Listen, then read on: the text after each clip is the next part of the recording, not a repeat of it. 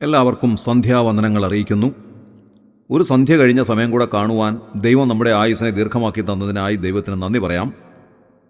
കഴിഞ്ഞ പ്രഭാതം മുതൽ ഈ സമയം വരെയും കർത്താവ് നമ്മെ പരിപാലിച്ചു. നാം ആയിരുന്ന സ്ഥാനങ്ങളിലെല്ലാം കർത്താവിൻ്റെ കാവലും കരുതലും നമുക്കുണ്ടായിരുന്നു.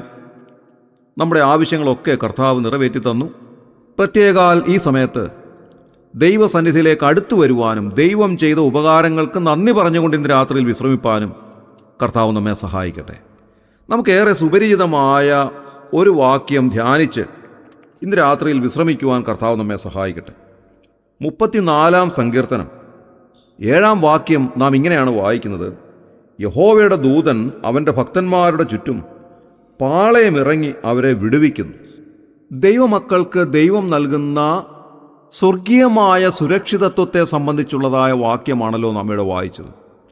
സംരക്ഷണ ചെയ്യുക അല്ലെങ്കിൽ സുരക്ഷിതത്വം നൽകുക എന്നുള്ളത് വളരെ പ്രധാനപ്പെട്ടതായ ഒരു വിഷയമാണ്. പ്രത്യേകിച്ച് ഗവൺമെൻറ്റുകളുടെ പ്രധാനപ്പെട്ട ഉത്തരവാദിത്വം എന്താണ്? ഗവൺമെൻറ്റിൻ്റെ ഏറ്റവും പ്രഥമവും പ്രധാനവുമായ ഉത്തരവാദിത്വം അവരുടെ ഭരണത്തിന് കീഴിൽ വരുന്ന ജനങ്ങളുടെ ജീവനും സ്വത്തിനും സംരക്ഷണം നൽകുക, അവർക്ക് മതിയായ സുരക്ഷിതത്വം നൽകുക എന്നുള്ളത് തന്നെയാണ്. അതുകൊണ്ട് സുരക്ഷിതത്വം നൽകുക അല്ലെങ്കിൽ സംരക്ഷണ ചെയ്യുക എന്ന് പറയുന്നത് വളരെ പ്രധാനപ്പെട്ടതായ ഒരു കാര്യമത്രേ. ഒരു കുടുംബത്തെ നോക്കുക, ആ കുടുംബത്തിലെ മക്കളുടെ സംരക്ഷണയും അവരുടെ സുരക്ഷിതത്വവും മാതാപിതാക്കളിൽ നിക്ഷിപ്തമാണ്. നമുക്കറിയാം, അരക്ഷിതാവസ്ഥ നിറഞ്ഞിരിക്കുന്ന ലോക സാഹചര്യങ്ങളിലാണ് നാം ജീവിക്കുന്നത്. ഓരോ ദിവസവും സംഭവിക്കുന്ന പല കാര്യങ്ങളും വളരെ അപ്രതീക്ഷിതമായി സംഭവിക്കുന്നതും അതിഭീകരങ്ങളുമാണ് എന്നത് എടുത്തു പറയേണ്ടതില്ലല്ലോ. അപകടങ്ങളും ആപത്തുകളും അനർത്ഥങ്ങളും അക്രമങ്ങളും ഒക്കെ നിറഞ്ഞിരിക്കുന്ന ഒരു ലോകത്തിലാണ് നാം ജീവിക്കുന്നത്. വാസ്തവത്തിൽ ദൈവകൃപ ഒന്നുകൊണ്ട് മാത്രമാണ് നാം ഇങ്ങനെ സുരക്ഷിതമായി ജീവിക്കുന്നത്. ദൈവം കൃപ ചെയ്തതുകൊണ്ട് മാത്രമാണ് നാം ജീവനോടെ ഇരിക്കുന്നത്. ദൈവം നമുക്ക് നൽകുന്നതായ സുരക്ഷിതത്വം ഏറ്റവും വിലയേറിയ സുരക്ഷിതത്വമാണ്. നാം വായിച്ച വാക്യത്തിൽ സങ്കീർത്തനകർത്താവ് പറയുകയാണ്, യഹോവയുടെ ദൂതൻ തൻ്റെ ഭക്തന്മാരുടെ ചുറ്റും പാളയമിറങ്ങി അവരെ വിടുവിക്കുന്നു. ദൈവവചനം നമുക്ക് നൽകുന്ന വിലയേറിയ ഒരറിവായിട്ട് ഇതിനെ മനസ്സിലാക്കുവാൻ സാധിക്കും. അതെന്താണ്? The angel of the Lord encamps all around those who fear him and delivers dum.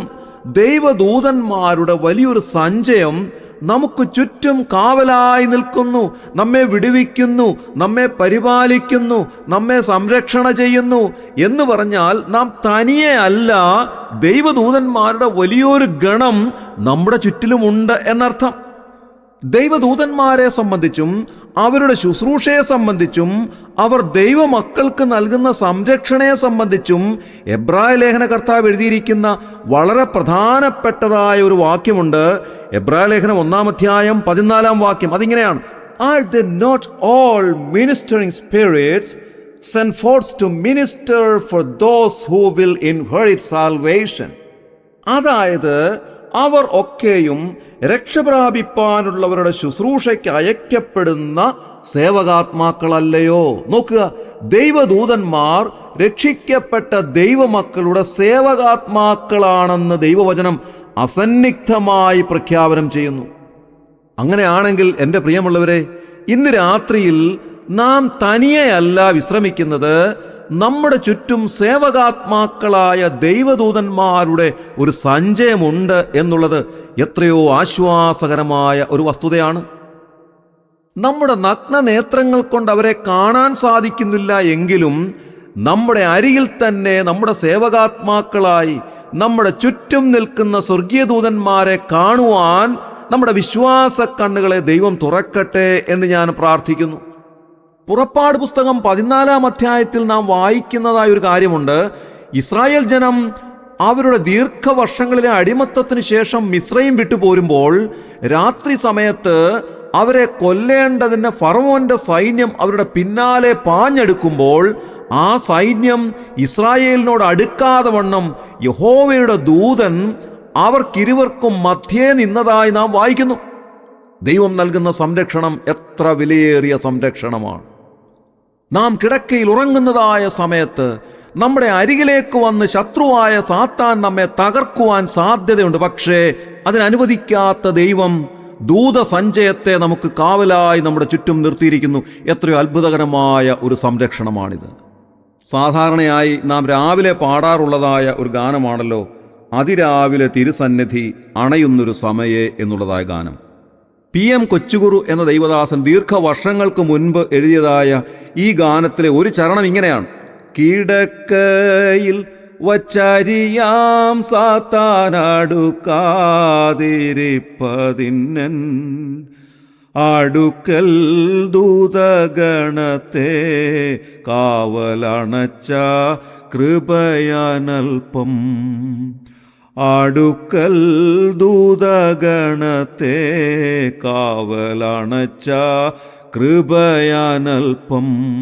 നോക്കുക, രാത്രിയിൽ നാം കിടക്കയിലായിരിക്കുമ്പോൾ നമ്മെ ശത്രുവായ സാത്താൻ തകർത്ത് കളയാതെ വണ്ണം സ്വർഗീയ ദൂതന്മാരെ നമുക്ക് ചുറ്റും കാവൽ നിർത്തി നമ്മെ പരിപാലിക്കുന്ന കർത്താവിൻ്റെ കരുണ അനൽപമായിട്ടുള്ളതാണ്, ഏറ്റവും വിലയേറിയതാണ്. ഇന്ന് രാത്രിയിൽ ആ ഒരു വലിയ കരുതൽ, ഒരു വലിയ കാവൽ നമുക്ക് ചുറ്റുമുണ്ട് എന്നുള്ളത് എത്രയോ നമുക്ക് ആശ്വാസമായി തീർന്നിരിക്കുന്നു. അതുകൊണ്ട് ഇന്ന് രാത്രിയിൽ ശാന്തമായി, സമാധാനമായി, സ്വസ്ഥമായി വിശ്രമിക്കുവാൻ കർത്താവ് നമ്മെ സഹായിക്കട്ടെ. നാം തനിയെ അല്ല ഇന്ന് രാത്രിയിൽ വിശ്രമിക്കുന്നത്, സ്വർഗീയ ദൂതന്മാരുടെ കാവലിൽ നാം വിശ്രമിക്കുന്നു. നാം കിടക്കുന്നതായ മുറിയിൽ നമ്മുടെ കിടക്കയ്ക്ക് ചുറ്റും സ്വർഗീയ ദൂതന്മാർ അണിനിരന്നിരിക്കുന്നത് കാണുവാൻ നമുക്ക് സാധിക്കുമോ? നമ്മെ കാവൽ ചെയ്യുന്ന, നമ്മെ ശുശ്രൂഷിക്കുന്ന, നമ്മെ പരിപാലിക്കുന്ന, നമ്മെ തലോടുന്ന ആ സ്വർഗീയ ദൂതന്മാരുടെ ശുശ്രൂഷ കാണുവാൻ നമ്മുടെ വിശ്വാസ കണ്ണുകളെ ദൈവം തുറക്കട്ടെ എന്ന് ഞാൻ പ്രാർത്ഥിക്കുകയാണ്.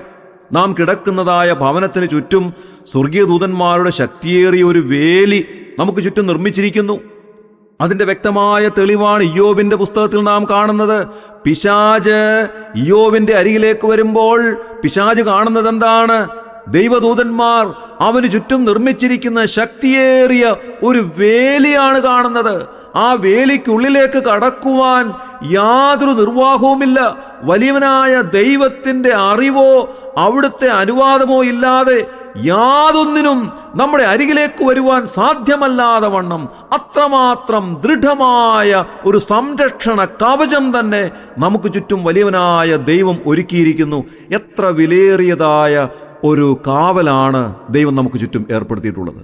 അതുകൊണ്ടാണ് 91-ാം സങ്കീർത്തനം 10-ാം വാക്യത്തിൽ നാം ഇങ്ങനെ വായിക്കുന്നത്: no evil shall befall you, nor shall any plague come near your dwelling. ഒരനർത്ഥവും നിനക്ക് ഭവിക്കയില്ല, ഒരു ബാധയും നിന്റെ കൂടാരത്തിന് അടുക്കയില്ല. നോക്കുക, ദൈവദൂതന്മാരുടെ ശക്തിയേറിയ കാവൽ നമുക്ക് ചുറ്റുമുള്ളത് കൊണ്ട് ഒരനർത്ഥവും ഭവിക്കാതെ, ഒരു ബാധയും നമ്മുടെ കൂടാരത്തിന് അടുത്തു വരാതെ നമ്മെ കാവൽ ചെയ്യുന്ന സ്വർഗീയമായ കരങ്ങൾ നമുക്കുള്ളതോർത്ത് ദൈവത്തിന് നന്ദി നിറഞ്ഞ ഹൃദയത്തോടെ സ്തോത്രം ചെയ്യാം. അതുകൊണ്ട് ഇന്ന് രാത്രിയിൽ നാം വിശ്രമിക്കുമ്പോൾ നമുക്ക് പറയുവാൻ സാധിക്കുന്നത്, നാം പ്രാരംഭത്തിൽ കേട്ടതായ ആ ഗാനത്തിൽ പറയുന്നത് പോലെ, കർത്താവേ, രാത്രിയിലുള്ള അവിടുത്തെ കരുതലിനും രാവിലെയുള്ള അവിടുത്തെ വിശ്വസ്തതയ്ക്കും എനിക്ക് എന്ത് യോഗ്യതയാണുള്ളത്? അവിടുത്തെ നാമത്താലുള്ള യോഗ്യതയല്ലാതെ, അവിടുത്തെ നാമം എനിക്ക് നൽകുന്ന കരുതലല്ലാതെ എനിക്ക് എന്താണുള്ളത്? അതുകൊണ്ട് കർത്താവേ, ഞാൻ അവിടുത്തേക്ക് നന്ദി പറയുന്നു. അവിടുത്തെ കരുതലിലും കാവലിലും ഇന്ന് രാത്രിയിൽ ഞാൻ വിശ്രമിക്കട്ടെ. കർത്താവ്, ഇന്ന് രാത്രിയിൽ അവിടുത്തെ ദൂതന്മാരുടെ കാവലിൽ ഞങ്ങൾ വിശ്രമിച്ച് നാളെ പ്രഭാതത്തിൽ ഉണർന്നെഴുന്നേറ്റ് സന്തോഷത്തോടെ തിരുസന്നിധിയിലെടുത്തു വന്ന് അവിടുന്ന് ചെയ്ത ഉപകാരങ്ങൾക്ക് നന്ദി പറയുവാൻ ഞങ്ങളെ സഹായിക്കണമെന്ന് പ്രാർത്ഥിക്കാം. നമ്മുടെ കണ്ണുകളെ അടയ്ക്കാം. വലിയവനായ ദൈവമേ, ഞങ്ങളുടെ സ്വർഗീയ നല്ല പിതാവേ, ഈ രാത്രി സമയത്തിനായി ഞങ്ങൾ നന്ദിയോടെ സ്തോത്രം ചെയ്യുന്നു. അവിടുത്തെ കരുതലിനും അവിടുത്തെ കാവലിനും അവിടുത്തെ വിശ്വസ്തതയ്ക്കും ഞങ്ങൾക്ക് എന്ത് യോഗ്യതയാണുള്ളത്? കർത്താവെ, അവിടുത്തെ നാമനിമിത്തം ഞങ്ങൾക്ക് നൽകുന്ന യോഗ്യതയല്ലാതെ ഞങ്ങളിൽ ഒന്നുമില്ലല്ലോ കർത്താവെ. ഞങ്ങളെ അവിടുന്ന് കാവൽ ചെയ്യുന്നതിനായി ഞങ്ങൾ നന്ദി പറയുന്നു. അവിടുത്തെ ദൂതന്മാരാൽ ഞങ്ങൾക്ക് നൽകുന്ന സംരക്ഷണയ്ക്കായി ഞങ്ങൾ നന്ദിയോടെ സ്തോത്രം ചെയ്യുന്നു. കർത്താവെ, ഞങ്ങൾ വിശ്രമിക്കുമ്പോൾ ഞങ്ങൾ തനിയെ അല്ലല്ലോ, സ്വർഗീയ ദൂതന്മാരുടെ കാവൽ ഞങ്ങൾക്ക് ചുറ്റുമുള്ളതിനായി ഞങ്ങൾ നന്ദിയോടെ സ്തോത്രം ചെയ്യുന്നു. ഇന്ന് രാത്രി ഞങ്ങൾ വിശ്രമിക്കുമ്പോൾ അവിടുത്തെ ദൂതന്മാരെ ഞങ്ങൾക്ക് ചുറ്റും നിർത്തിയിരിക്കിയാൽ ഞങ്ങൾ നന്ദി പറയുന്നു. അവർ ഞങ്ങൾക്ക് നൽകുന്ന എല്ലാ സേവനങ്ങൾക്കായും ഞങ്ങൾ അങ്ങയോട് നന്ദി പറയുന്നു. ഞങ്ങൾ ഉറങ്ങുമ്പോൾ ഉറങ്ങാതെയും മയങ്ങാതെയും ഞങ്ങൾക്ക് കാവൽ നിന്ന് ഞങ്ങളെ തലോടി സൗഖ്യത്തോടെ സമാധാനത്തോടെ വിശ്രമിക്കുവാൻ ഞങ്ങളെ സഹായിച്ച്, കർത്താവെ, പ്രഭാതത്തിൽ ഞങ്ങളെ ഉണർത്തി അവിടുത്തെ സന്നിധിയിൽ ഞങ്ങളെ നിർത്തി സന്തോഷത്തോടെ അവിടുത്തേക്ക് നന്ദി പറയുവാൻ ഞങ്ങളെ സഹായിക്കുന്ന സ്വർഗീയ ദൂതന്മാർക്കായി ഞങ്ങൾ അവിടുത്തെ നാമത്തിന് നന്ദിയോടെ സ്തോത്രം ചെയ്യുന്നു. അവിടുത്തെ കാവലിനും കരുതലിനുമായി ഞങ്ങൾ നന്ദി പറയുന്നു.